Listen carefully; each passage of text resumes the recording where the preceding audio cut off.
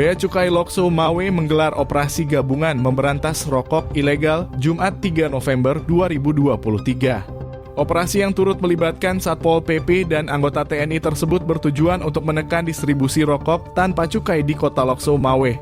Kepala Satpol PP Lokso Mawe Heri Maulana mengatakan operasi tersebut menyasar warung atau kedai yang marak memperjualbelikan rokok ilegal di 4 kecamatan kota Lokso Mawe, yakni Kecamatan Banda Sakti, Muara 1, Muara 2, dan Belang Mangat.